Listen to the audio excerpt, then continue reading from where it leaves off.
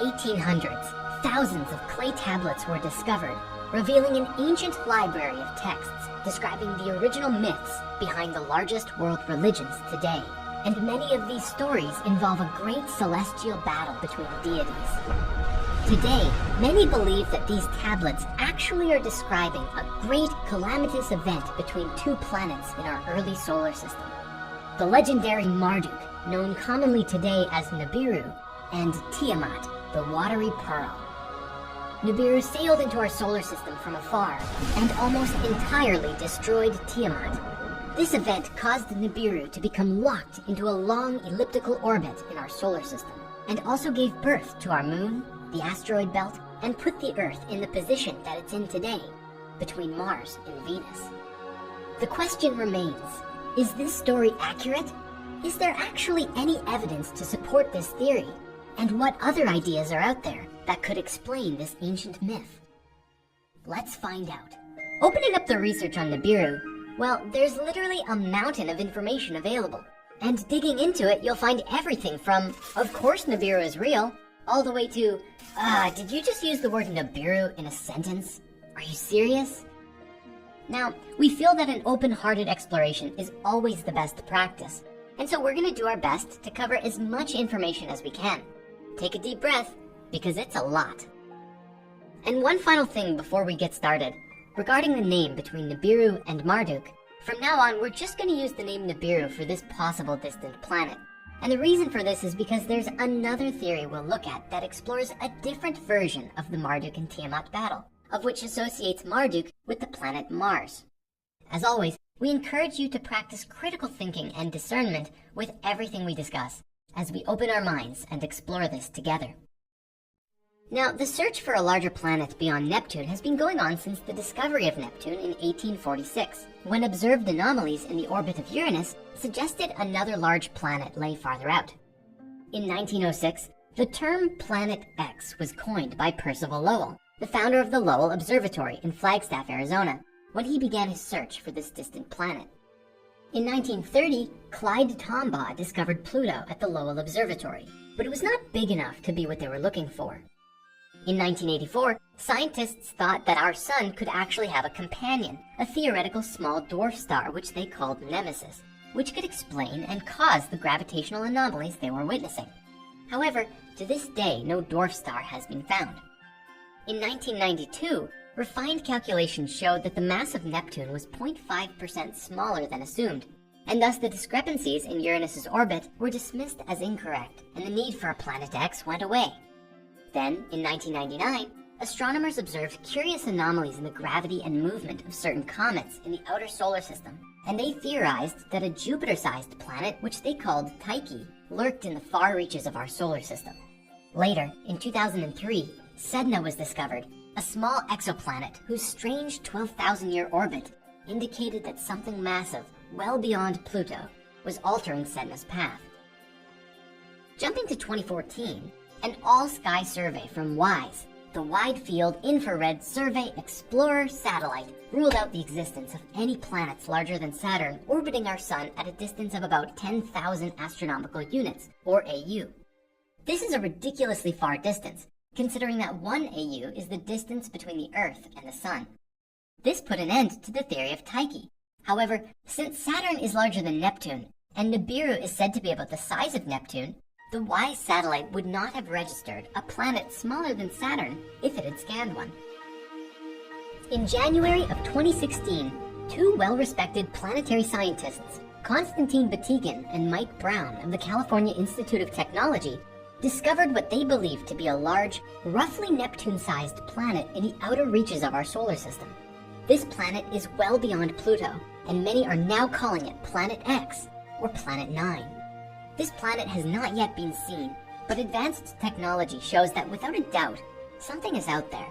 The planetary body is fully detectable through observations of 6 other previously discovered objects that orbit beyond Neptune, all of which appear to cluster around a singular, larger body, with only a 0.0007% chance that this clustering is just a coincidence. What astronomers currently believe is that this planet-sized object has a rather interesting elliptical orbit. ranging anywhere from between 600 and 1200 AU to as close as 200 AU. With the exception that researchers don't currently calculate this planet traveling anywhere near Jupiter or the asteroid belt, the rest of the evidence appears to match what we've heard about Nibiru's path and influence. To that end, however, we theorize that if this planet is actually Nibiru, and it's been orbiting our solar system for millions or billions of years, then it's possible that its orbit has rounded out over time, becoming less sharp and stabilizing into a more centered and wide-curved orbit farther and farther out. Regardless of whether this planet is Nibiru or not, these two amazing planetary scientists, Mike and Constantine, have acknowledged that no one will believe in this planet until it actually appears in the telescopic viewfinder, and they are working hard to make viewing this planet a reality. At this moment, however, current telescopic technology, such as the Hubble Space Telescope or the 10-meter Keck telescopes in Hawaii, have extremely tiny fields of view. Looking for this planet X manually would be like looking for a needle in a field of haystacks by peering through a drinking straw. Curiously though, when we compare the story of the Great Celestial Battle to what currently exists in our solar system, we find a number of anomalies that may point to Nibiru's existence.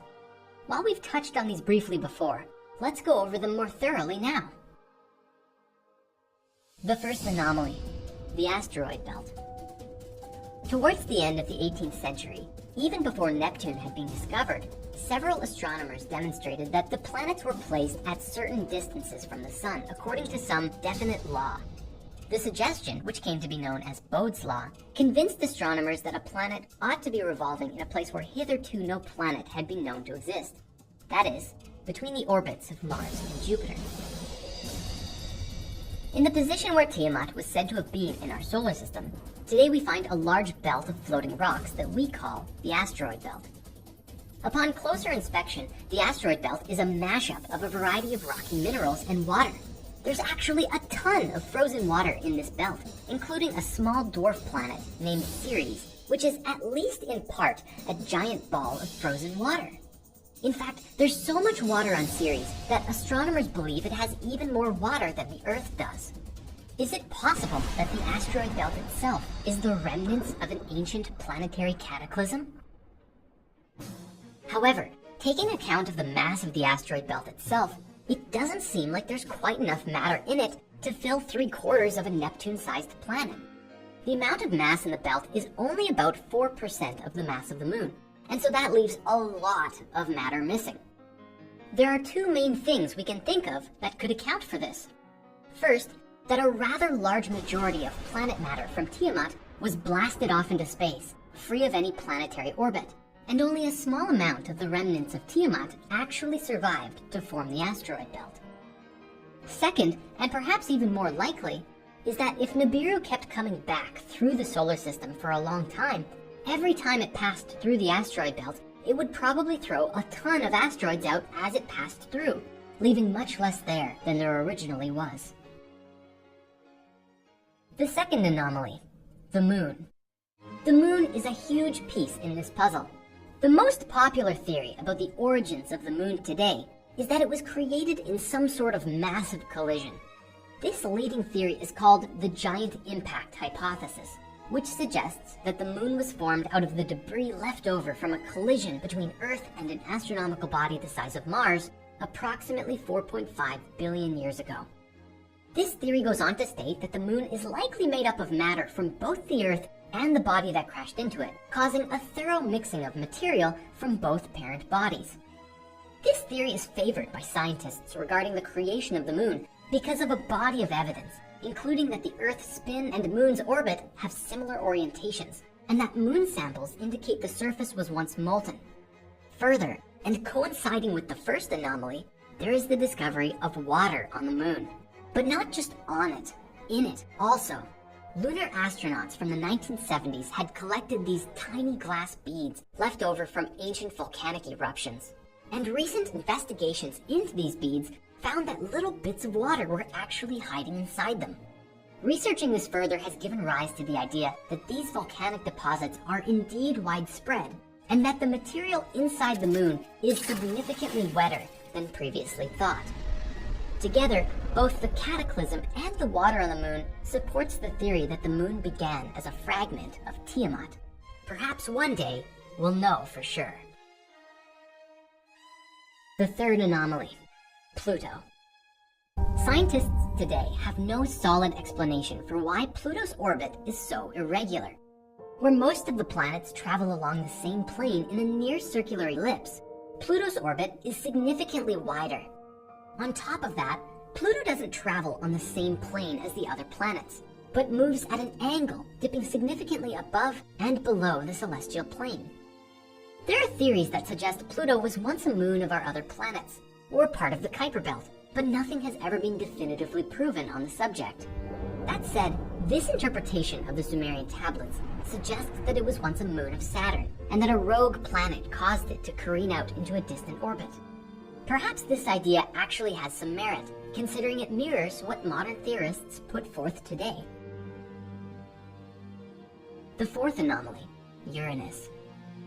A recent surge of articles online inspired global curiosity by announcing research and simulations indicating that Uranus was most likely smashed in a giant collision in the development of our early solar system.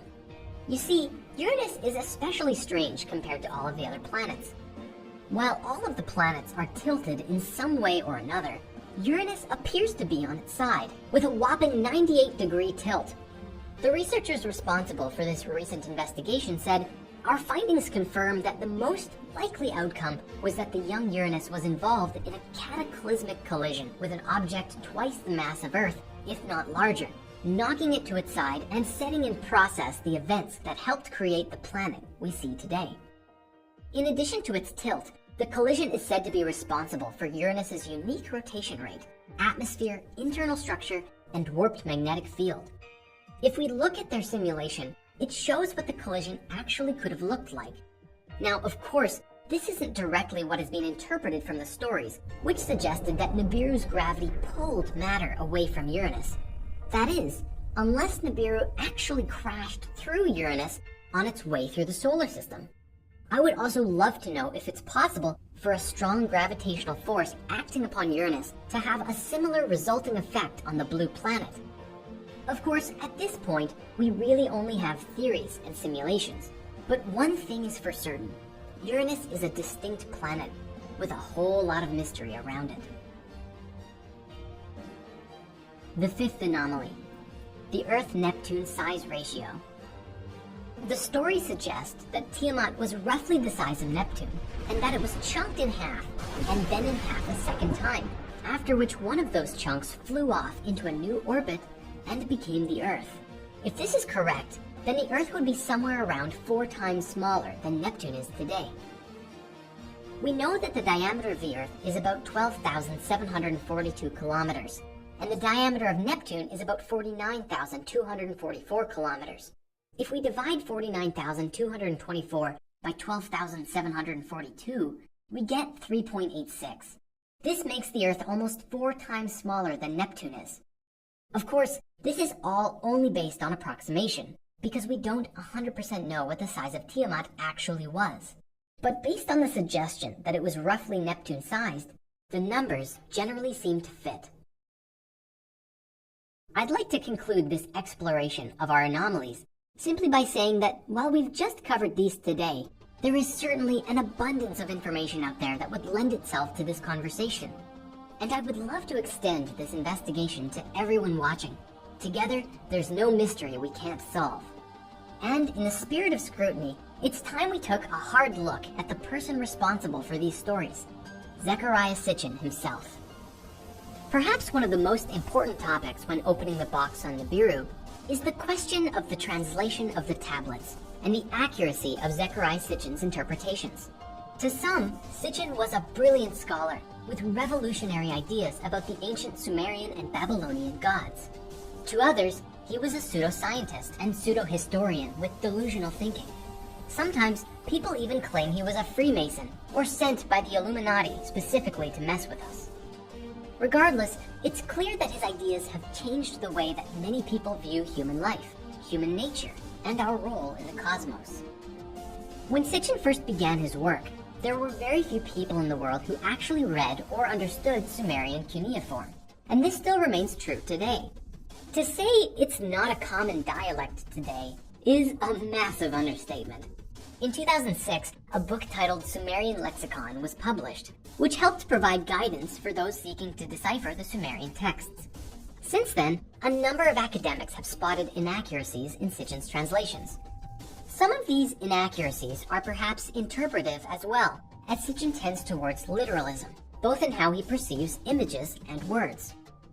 Certain scholars also contend through literal interpretation that Sitchin ignores known historical and mythological contexts in favor of his own views. For example, Sitchin is very famous for pointing to a seal called Cylinder Seal VA243, which depicts an image of a circle surrounded by 11 smaller circles. This, according to Sitchin, is an image of our solar system, as the story is told in the tablets. Critics, however, point out that the image of the sun in the center is not the sun, because when compared to hundreds of other tablets that depict the sun, the image is different, usually depicting a star with either 6 or 8 points, although in this first tablet we looked at, there is a 6-sided star around the central circle. Further, critics point out that there is nowhere in any other text in Sumerian or Mesopotamian tablets that suggests the Sumerians knew that there were more than 5 planets. A man named Michael Heiser, one of the leading debunkers for Sitchin's work and the author of SitchinIsWrong.com, describes that the circles may represent some star cluster or relate with some deity connected with fertility due to the other information on the same tablet. He also suggests that it could describe the 12-member council of the Mesopotamian gods, called the Anunnaki, but he insists that it's absolutely not a solar system. What do you think? Do you believe this could be a solar system? Please share your thoughts about it in the comments. Now, Michael Heiser has presented a great deal of information on his numerous websites explaining his theories of the Sumerian tablets, how Sitchin is wrong, and what he believes the tablets actually say. But of course, with every debunker, there's a debunker for that debunker. And a man named Eric Vandenberg published a document titled Heiser is Wrong in response, and explains that due to Michael being a fundamentalist Christian, his perspectives on the tablets usually attempts to place the stories inside a worldview that fits with his own Christian perspective. Eric breaks down a number of ways that Sitchin was actually correct, despite Michael Heiser saying he wasn't. One example is that, according to Heiser, there is not a single Sumerian text that associates the Anunnaki with Nibiru, and he then challenges ancient astronaut theorists to show him such a text. He encourages investigators to use the online electronic text corpus of Sumerian literature, or ETCSL, to do the research. However, according to the ETCSL, not only are the Anunnaki found in or associated with Nibiru, but they are found there quite frequently. Though this is not to suggest that Nibiru is explicitly a planet, the discussion about what Nibiru is definitely still up in the air. We'll post links in the comments so that you can read the work of both of these men and decide for yourself what you choose to believe.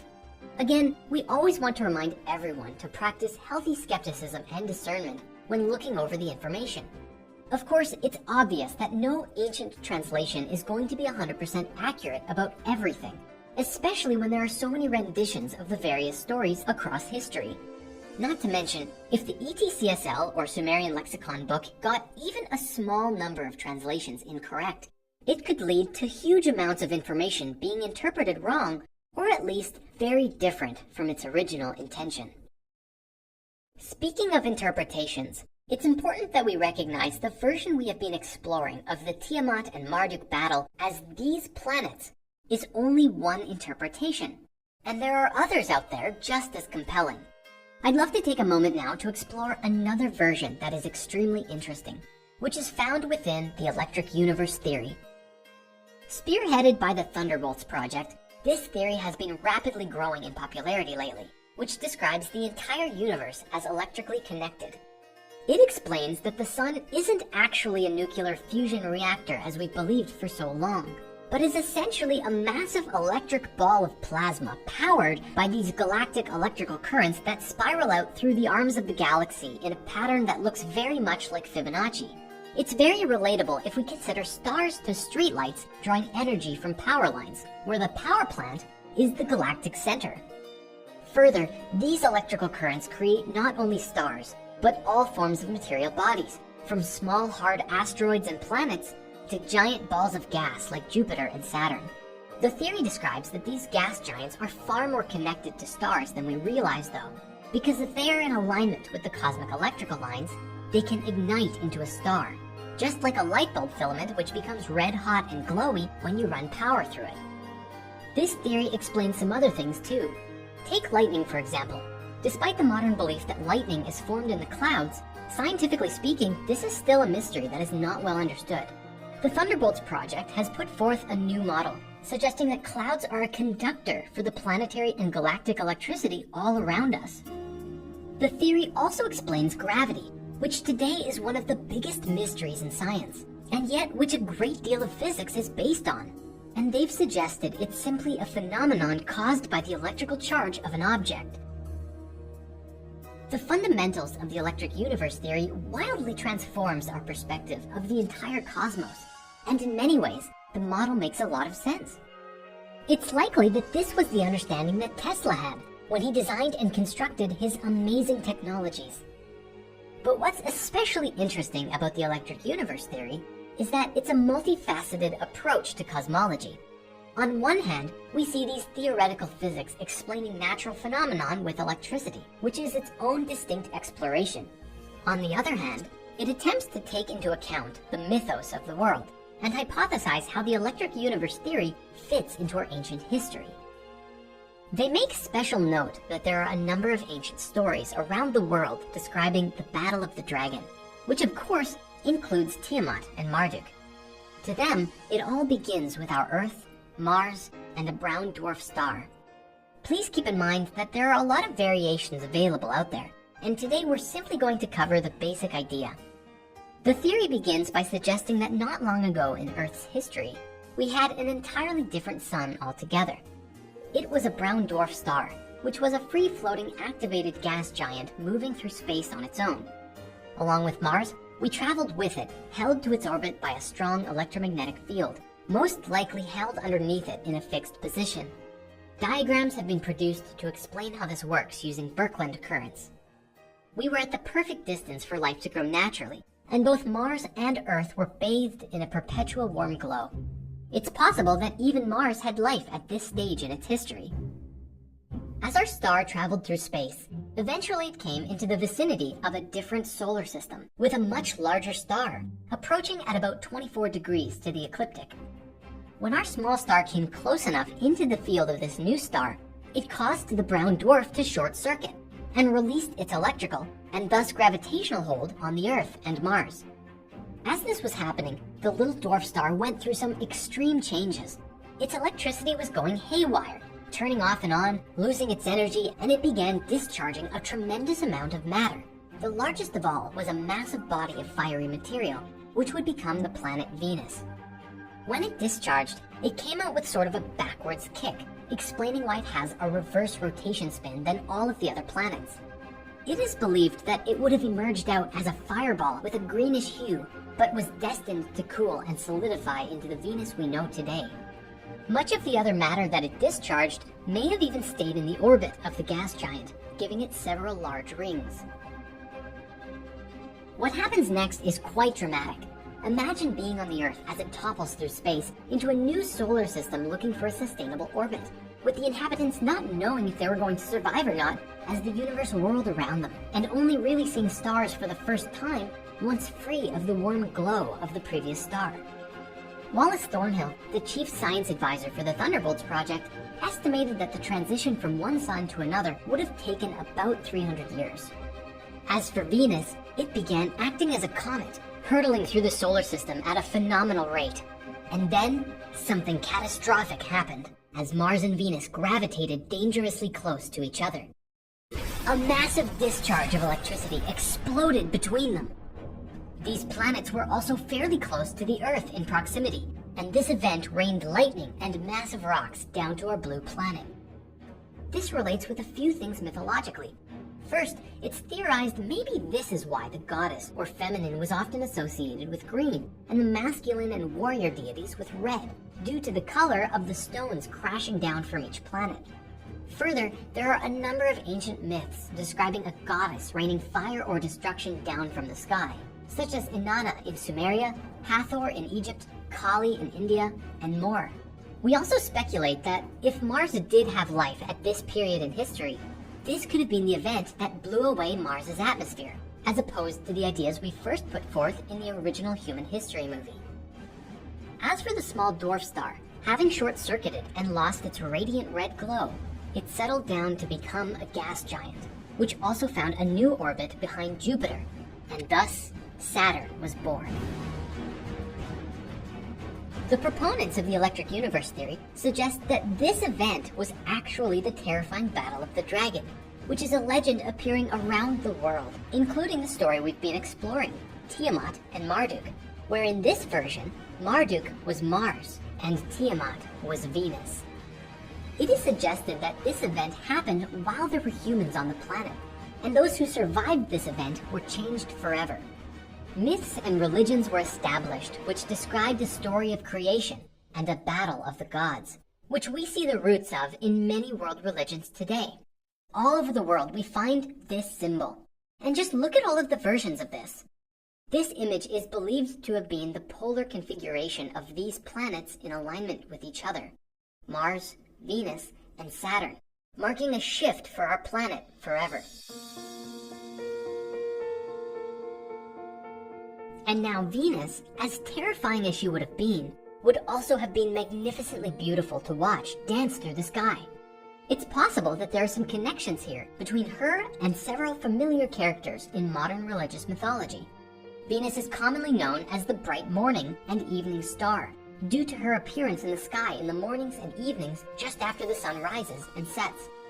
It's interesting because in Christianity, the morning star is a name given to both Jesus and Lucifer. And relating this to Venus, it could imply that she represents both beneficial and destructive qualities. This theory actually works in many ways, explaining why Earth, Mars, and Saturn all share a very similar tilt degree when compared to the other planets, which might imply that Neptune was also along for the ride, because it too has a fairly similar tilt degree. However, there is still a lot of mystery around the whole thing, because we don't yet have a definitive explanation of the other gods in the Babylonian story. For example, Lamu and Lahamu would no longer be Mars and Venus, as they take on the role of Tiamat and Marduk. It also doesn't account for that large body way out in deep space, the thing we're calling Nibiru. What is that thing? The electric universe theory is a wildly interesting subject with a great deal of merit and potential to evolve the way we look at the universe. We'll likely continue to revisit these ideas throughout the series, and more so in future episodes to come. For now, if you want to dive in, we highly recommend the brand new series called Electric Universe on Gaia, which features Wallace Thornhill, the chief science advisor of the Thunderbolts Project, as they present the entire theory in a brilliant series of episodes, and you can find links to watch the entire thing in the comments below. Further, we would absolutely love to hear what you think about this entire theory. Between Sitchin's and the Electric Universe versions, which one do you like better? And do you think there's some way the two stories fit together? If you have some thoughts on these interpretations, or additional research you'd like to share, please post them in the comments below. You see, at the end of the day, there are so many distinct renditions of this story, and I personally find so much joy and fascination in discussing them all. There's one version where Nibiru was believed to be in the place of the asteroid belt, and then it exploded for some reason or another. And another version where way out in deep space is not just a singular planet, but another small dwarf star that we are in a binary system with, of which that rogue Nibiru planet is just one of the planets orbiting that star. Since the tablets say that Nibiru was Marduk's star, maybe Marduk is the planet and Nibiru is the star. It's for this reason that we really want to encourage compassionate collaboration and discussion regarding all of these ideas. If we explore our history together with open minds and open hearts, not only will we make it significantly easier to make sense of our ancient past, but will also set us on a course for a more harmonious future for all of us. Before we bring this conversation to a close, I'd like to return to the idea of this exoplanet Nibiru for a moment, because there's a very important aspect of this that needs to be discussed. You see, whenever you start reading about all of these conspiracy theories on Nibiru, you find a lot of stuff like, Nibiru is coming next year, it will collide with the Earth and kill us all! Or at the very least, equal to doom and gloom kind of stuff. Personally, I wanted to take a moment to dispel these rumors and say that Nibiru colliding with the planet is not something we need to be worried about. Even if the stories are true, and this rogue planet really does come into our solar system every 3,600 years, it wouldn't actually ever come close enough to our planet to cause a collision. It would only come as close as the asteroid belt. And sure, we'd probably see a lot of earthquakes and such from the gravity or electrical charge of Nibiru impressing itself upon the Earth. But it wouldn't kill us all if we weren't prepared. That said, the astronomers currently don't see Planet X coming anywhere near us, and so I don't believe that's our most pressing concern at the moment. In fact, there's a much bigger concern we should all be focused on together. But before we can discuss that, we have to provide some more context first. At any rate, we have found that after reading Sitchin's work, the interpretations of other scholars, and observing the anomalies in history and in our solar system, we've come to the conclusion that there's enough information here that this story deserves a big open discussion. We trust that as humanity evolves, we will continue to discover the true nature of our origins. The truth is, this story is only just getting started. Everything we've looked at so far is just the jumping off point for so much more. As we move forward, we begin to see these ancient gods interpreted in new ways, no longer as if they were planets, but actual beings who played a part in our history.